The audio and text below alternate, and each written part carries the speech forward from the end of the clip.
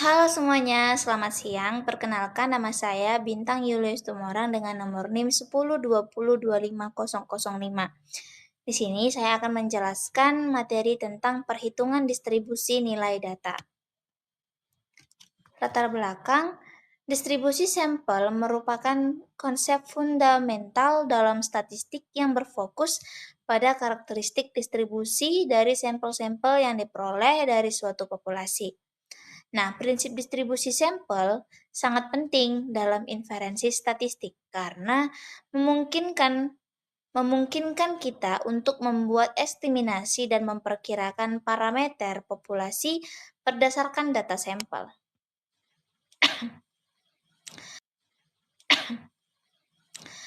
Distribusi normal. Distribusi normal juga dikenal sebagai distribusi Gauss atau distribusi bell-shaped, berperan kunci dalam analisis kesehatan sebagai fondasi untuk pemahaman sebaran data. Dalam distribusi normal, nilai-nilai cenderung berkumpul di sekitar nilai rata-rata, menciptakan pola lonceng yang khas. Nah, penggunaan distribusi normal dalam konteks kesehatan memberikan kerangka kerja yang kuat untuk menganalisis dan menginterpretasikan data yang melibatkan variasi. Stewart dan Orth dalam Kendall's Advanced Theory of Statistics, volume 1 Distribution Theory, menegaskan bahwa distribusi normal seringkali muncul dalam data kesehatan, memungkinkan para peneliti untuk membuat asumsi yang kuat tentang sebaran data. Misalnya ketika kita mengukur tingkat kolesterol dalam populasi. Distribusi normal membantu kita memahami seberapa umum tingkat kolesterol tertentu di antara individu-individu tersebut. Selanjutnya ciri-ciri normal, distribusi normal. Ciri-ciri utama distribusi normal atau kurva normal atau bell curve adalah yang pertama, bentuk kurva berupa lonceng simetris dengan satu puncak nilai rata-rata. Kedua, median, modus. Ketiganya berimpit di titik tengah kurva. Yang ketiga, kurva asimetris sempurna, di mana luas daerah di kiri mean sama dengan luas di kanan mean, masing-masing 0,5. Yang keempat, kurva mendekati 0 ketika menjauh dari mean, sehingga teoritis memanjang. Kemudian yang kelima, luas total di bawah kurva sama dengan 1, di mana ini merupakan syarat distribusi probabilitas kontinu. Selanjutnya karakteristik distribusi normal. Suatu distribusi data dikatakan berdistribusi normal apabila data berdistribusi simetris, yaitu bila nilai rata-rata, median, dan modus sama. Karakteristik distribusi normal antara lain, A. Grafiknya akan selalu di atas sumbu data X. B. Bentuknya simetris terhadap X sama dengan mean. C. Mempunyai satu modus atau unimodal. Kemudian selanjutnya, grafiknya mendekati atau berasimtot yang dalam sumbu datar X. Selanjutnya, luas daerah grafik selalu sama dengan 1 satuan unit persegi. Selanjutnya, kurva dan daerah kurva normal. Yang pertama, kurva normal di mana distribusi normal memiliki parameter berupa mean dan simpangan baku. Distribusi normal dengan mean sama dengan 0 dan simpangan baku sama dengan 1 disebut dengan distribusi normal standar. Apabila digambarkan dalam grafik, kurva distribusi normal berbentuk seperti genta yang simetris. Suatu data membentuk distribusi normal jika jumlah data di atas dan di bawah mean adalah sama.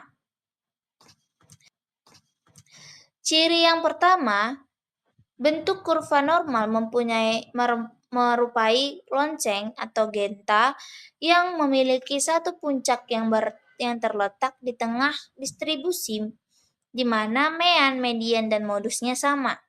Yang kedua merupakan suatu poligon yang dilicinkan yang mana ordinat merupakan frekuensi dan absisnya memuat nilai variabel. Yang ketiga, daerah kurva normal merupakan ruangan yang dibatasi daerah kurva dengan absisnya. Yang keempat, seluruh luas kurva normal di atas sumbu mendatar dari minus tak terhingga hingga positif tak terhingga adalah 1 atau 100%. Yang kelima, kedua ekor atau ujung kurva semakin mendekati sumbu absisnya, tetapi tidak pernah memotong sumbu absisnya. Yang keenam, luas daerah biasanya dinyatakan dengan persen atau desimal. Yang ketujuh, kurva simetris terhadap mean, di mana luas daerah sebelah kiri dan kanan sama, masing-masing mendekati 50% atau 0,5. Selanjutnya, perhitungan uji normalitas. Pengujian normalitas merupakan sebuah asumsi yang menjadi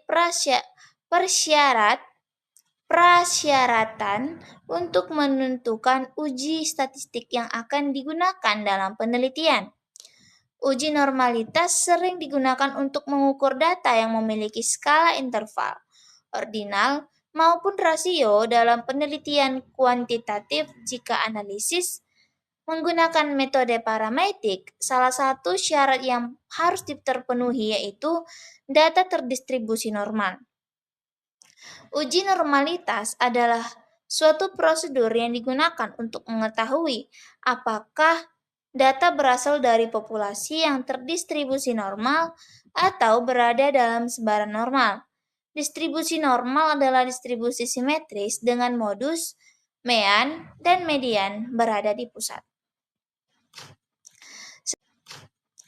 Selanjutnya kita akan membahas soal kasus yang dimana soal yang pertama, seorang petugas rekam medis ingin mengetahui rata-rata lama rawat inap pasien hipertensi di sebuah rumah sakit. Data lama rawat inap dari 10 pasien adalah 4, 5, 6, 5, 7, 6, 5, 4, 6, 5. Berapakah nilai mean dari data tersebut? A. 4,8, B. 5,0, C. 5,3, D. 5,8, E 6,0. Di mana jawabannya itu adalah C 5,3 karena menggunakan rumus mean dan menjumlahkan seluruh data. 4 tambah 5 tambah 6 tambah 5 tambah 7 tambah 6 tambah 5 tambah 4 tambah 6 tambah 5 sama dengan 53. Nah, jumlah data sama dengan 10. Maka X bar sama dengan 53/10 sama dengan 5,3. Jadi nilai mean data tersebut adalah 5,3. Soal yang kedua, data jumlah kunjungan pasien di poli umum selama 8 hari adalah 3, 20, 22, 25, 23, 24, 26, 25, 23 berdasarkan karakteristik distribusi normal. Data dapat dikatakan mendekati distribusi normal apabila A. Nilai minimum lebih besar dari mean. B. Data hanya memiliki satu nilai terbesar. C. Mean, median, dan modus nilainya hampir sama. D. Seluruh data bernilai sama. E. Tidak memiliki simpangan baku. Jawabannya adalah C.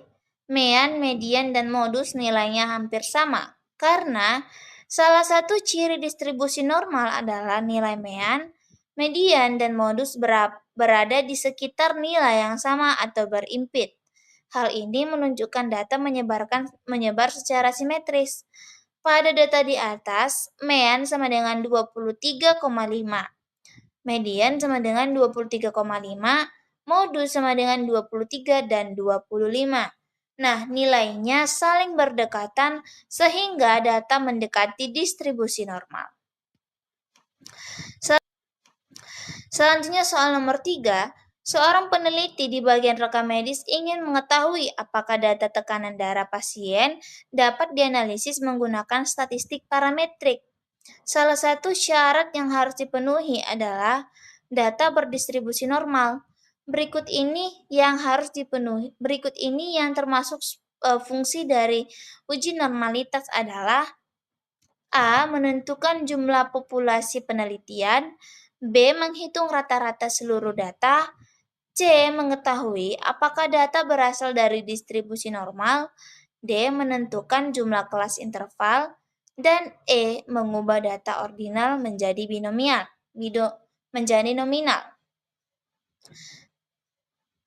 Nah, jawabannya itu C, yaitu mengetahui apakah data berasal dari distribusi normal. Di mana pembahasannya, uji normalitas digunakan untuk mengetahui apakah data penelitian berasal dari populasi yang berdistribusi normal atau tidak. Pengujian ini penting terutama sebelum menggunakan analisis statistik parametrik, karena metode parametrik mensyaratkan data berdistribusi normal. Beberapa metode uji normalitas yang ada. Baik, sekian presentasi dan materi yang bisa saya sampaikan. Jika ada kesalahan dalam penggunaan kata dan bahasa, saya mohon maaf. Sekian dan terima kasih.